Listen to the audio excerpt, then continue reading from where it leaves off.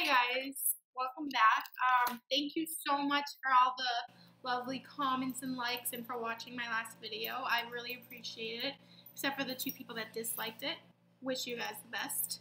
So I'm just gonna talk about my diagnosis, how everything came to be for my sickness. So for over the past year, I've been feeling a lot of upper back pain, which I did see my primary doctor for.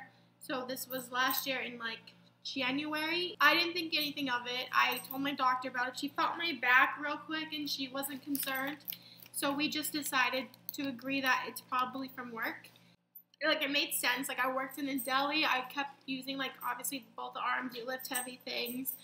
And then I didn't proceed to see her again. The pain kept lasting, and there'd be times where it's extremely excruciating. That was in January of 2018. Yeah, because it's 2019 now. Now let's fast forward to 2019, and then let's go to February. Nope. Let's go to the end of January. So the end of January, right? Was that it? Literally at the end of January. It was the last Wednesday in January. And I woke up, I took 2 Excedrin for my back. I didn't notice until I went to work, like I was stumbling at work. I was like, oh, what's going on with me? I've never done crack, okay? But I felt like if I was on crack, okay? I was like, what was in those 2 Excedrins that I took? I was walking funny, I was stumbling. From right here down to my toes, I was like, when your foot falls asleep, that tingling sensation is what I've had from here all the way down. I was thinking, like, maybe I pulled something, you know, like, I could have easily done that. Like, I could have been a pinched nerve. So I let it go. Friday, I was with my friend, and then it was, like, it wasn't, like, getting better. I asked her, like, am I walking funny? She didn't think so.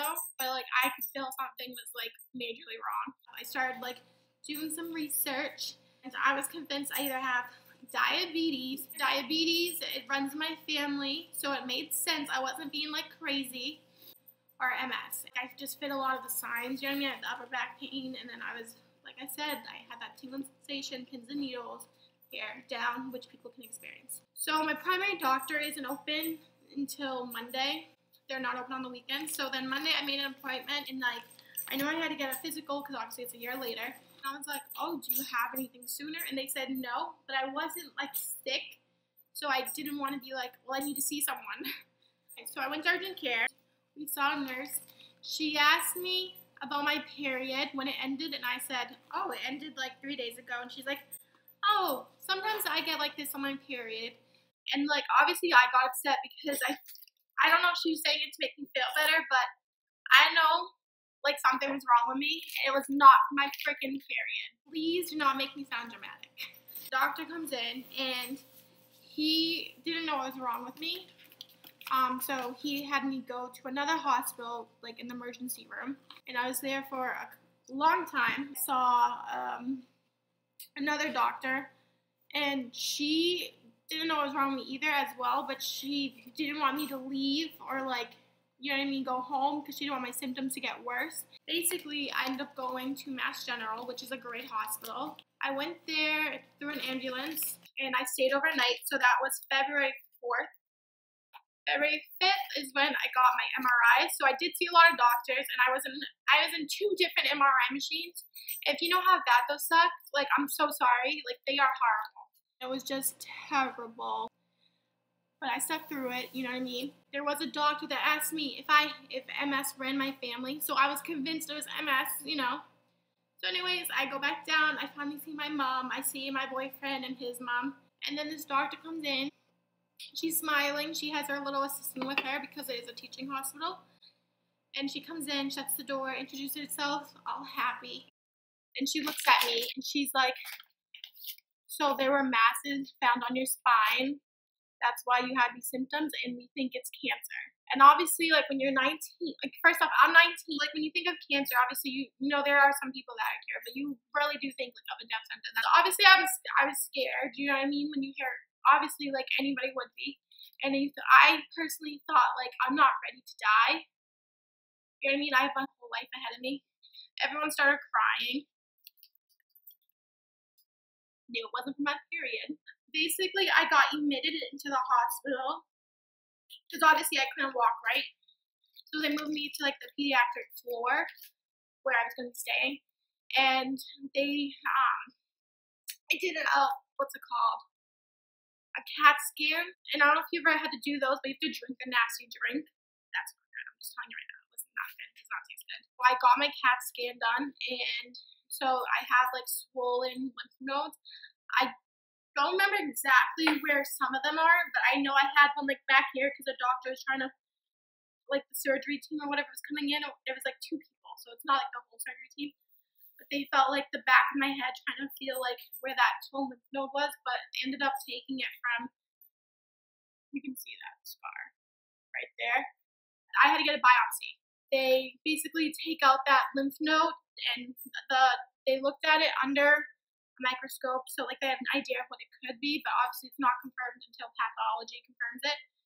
That's when I told my mom, it looks like it's Hodgkin's lymphoma, but we also, obviously they're not positive because it's not confirmed. It did get confirmed it's Hodgkin's lymphoma, and then I had to get a port put into me, so I have a port like right here is where the bump is.